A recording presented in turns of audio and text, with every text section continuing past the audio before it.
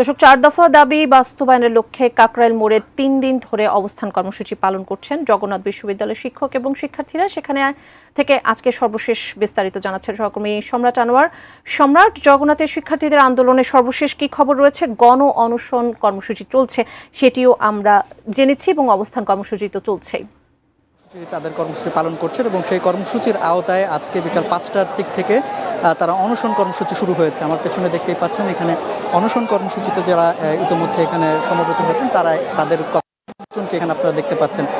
আর এইখানে শুধুমাত্র যে শিক্ষার্থীরাই রয়েছে তেমনটি নয়, এদের সাথে শিক্ষকরাও যথারীতি রয়েছেন। এবং আরেকটি বিষয় জানিয়ে রাখি, এই যে আন্দোলন, সেই আন্দোলনের ব্যাপারগুলোতে আসলে সরকারের পদক্ষেপ যা হচ্ছে, সরকার একাধিকবার তাদের সাথে বসছেন, এই সংশ্লিষ্ট যারা আন্দোলনকারী আছেন তাদের সাথে যেমন বসছেন, ঠিক একইভাবে বিশ্ববিদ্যালয় প্রশাসনের সাথেও তারা বসছেন, কিন্তু আসলে কোনো ধরনের সমাধান এখন পর্যন্ত হয়নি। আমরা জানছিলাম যে বিকেল নাগাদও ইউজিসিতে একটা বৈঠক হয়েছে, সেখান থেকেও আসলে আলটিমেটলি কোনো সিদ্ধান্ত আসেনি। তবে কিছুক্ষণ আগে এই ডিবির পক্ষ থেকে যে ছেলেটির কথা জানানো হয়েছিল, আপনারা জানেন যে তথ্য উপদেষ্টা মাহফুজের সাথে একটা ঘটনা ঘটেছিল। সেই ঘটনায় যে ছেলেটি আটক করা হয়েছিল, সেই ছেলেটি কিছুক্ষণ আগে ছেড়ে দেওয়া হয়েছে এবং সেই ছেলেটি এখানে আবার আন্দোলনে শরিক হয়েছেন।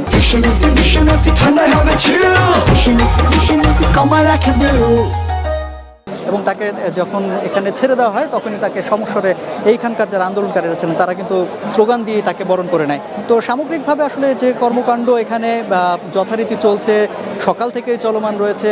বিভিন্ন এখানে যারা রানিং স্টুডেন্ট আছে তারাও যেমন আসছেন, ঠিক একই সাথে তাদের যারা সাবেক শিক্ষার্থীরা ছিলেন জগন্নাথ বিশ্ববিদ্যালয়ে তারাও এখানে শরিক হয়েছেন। বিভিন্ন অ্যালামনাই অ্যাসোসিয়েশনের